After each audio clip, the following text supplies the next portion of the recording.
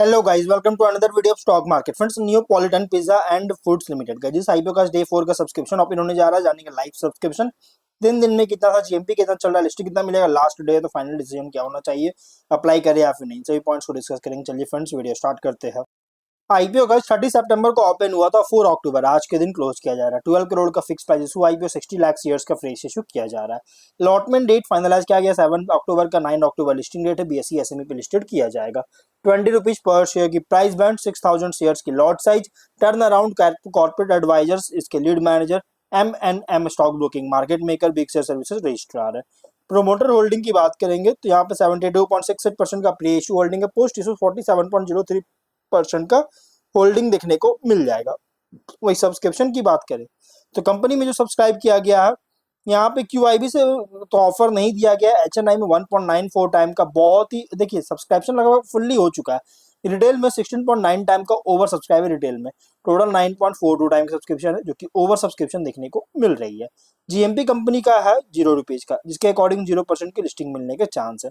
यहाँ पे अगर हम बिजनेस की बात करें, फेब 2011 में इनकॉर्पोरेट किया गया था, जो कि 2 सेगमेंट में कंपनी बिजनेस करता है, जिसमें फर्स्ट है रेस्टोरेंट ऑपरेशंस और सेकंड है एग्रीकल्चरल कमोडिटी ट्रेडिंग। और कंपनी जो है रेस्टोरेंट्स का ओन और ऑपरेट करता है, और फ्रेंचाइजी मॉडल इन दोनों के थ्रू जो है ऑपरेट करती है रेस्टोरेंट्स का।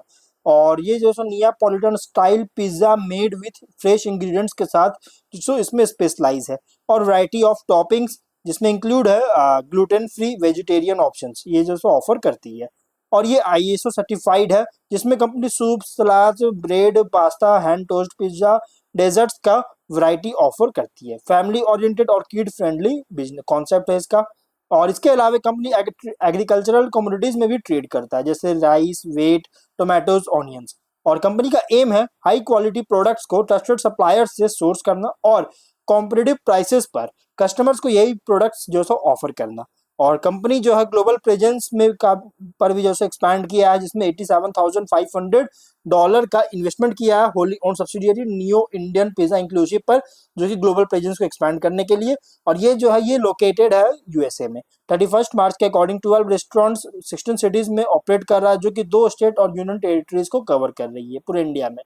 फिर यहाँ पे कॉम्पिटेटिव स्ट्रेंथ की बात करें, Neapolitan pizza and foods limited जो है ये जाना जाता है authentic Neapolitan pizza style, Neapolitan style pizza जो कि बनाने में, और जिसमें यूज करता है टेक्निकल ट्रेडिशनल टेक्निक और इंग्रेडिएंट्स का, और डाइवर्स मेन्यू है, जिससे डिफरेंट टेस्ट और डाइटरी प्रेफरेंस ऑफ कैटर करता है।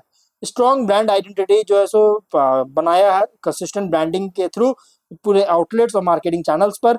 और कंपनी जो है सो टेक्नोलॉजी का मेनी पार्ट्स ऑफ इसके ऑपरेशंस के बहुत सारे पार्ट्स में टेक्नोलॉजी यूज करता है, जैसे online ordering, traffic tracking, deliveries, getting feedback from customers. और Neapolitan pizza and foods limited जो है ये कस्टमर सर्विस भी जो है एम्फेसाइज कर रहा है, इसके well trained staff, prompt service और पर्सनलाइज्ड अटेंशन के थ्रू, जिससे एक पॉजिटिव कस्टमर एक्सपीरियंस और फॉस्टरिंग लॉयल्टी क्रिएट कर रही है। फिनेंशियल की बात करेंगे तो 22 में 16.3 करोड़ का रेवेन्यू, 18 लाख का प्रॉफिट।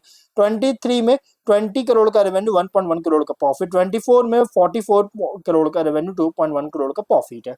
फिनेंशियल अगर देखा जाए तो टॉप लाइन हो या बॉटम लाइन, यहाँ पे गैस कंपनी का परफॉर्मेंस 23 और 24 में बहुत अच्छी ग्रोथ हो गया है, लेकिन स्टेबिलिटी ग्रोथ है, लेकिन 21 के कंपैरिजन बहुत स्ट्रॉन्ग जंप, मतलब 20 जो पैंडेमिक था 21 इसमें थोड़ा सा सफर किया, उसके बाद कंपनी बहुत अच्छी ग्रोथ किया। कुछ और इसकी पॉइंट है तो इंडिया की इकोनॉमिक ग्रोथ में अगर कोई स्लो डाउन होता है, इसका operation, financial situation, business cash flow of organisation को निगेटिव इंपैक्ट कर सकता है। लॉज, रूल्स, रेगुलेशंस कोई भी अगर चेंजेस आती है, या फिर लीगल एम्बिक्विटीज वगैरह आता है, जैसे अनफेयर टैक्स लॉ एप्लीकेशंस, तो इसके वजह से निगेटिव इंपैक्ट कर सकता है कंपनी का ऑपरेशन और फिनेंशियल रिजल्ट्स को। कोई भी इंडिपेंडेंट एजेंसी डाउनग्रेड करता है इंडिया की डेट रेटिंग को, तो इसके वजह से इसका जो कॉपरेशन के लिए जो कैपिटल रेज कर रहा है, इसको डिफिकल्ट होगा गाइज, मतलब इसको बहुत ज़्यादा डिफिकल्ट फेस कर सकता है, डिफिकल्टी देखने को मिल सकता है। वही अगर हम बात करेंगे ऑब्जेक्टिव का, तो कंपनी जो है 16 नए QSR मतलब 16 नए क्विक सर्विस रेस्टोरेंट्स के लॉन्च करना चाह रही है। इसके द्वारा जैसे रिटेल नेटवर्क में एक्सपेंड करना चाहती है, सिक्योरिटी डिपॉजिट, एडवांस रेंट देना चाहती है, brokerage charges, working capital requirement, general corporate purpose के लिए फंडिंग चाहती है, इसके लिए आईपीओ लाया गया।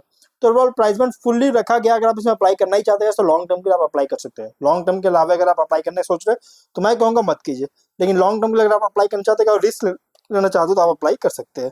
तो हम लोग वीडियो कहीं पर एंड करते हैं। अगर कोई डाउट है कमेंट बॉक्स में पूछे। मिलते हैं नेक्स्ट वीडियो में। बाय।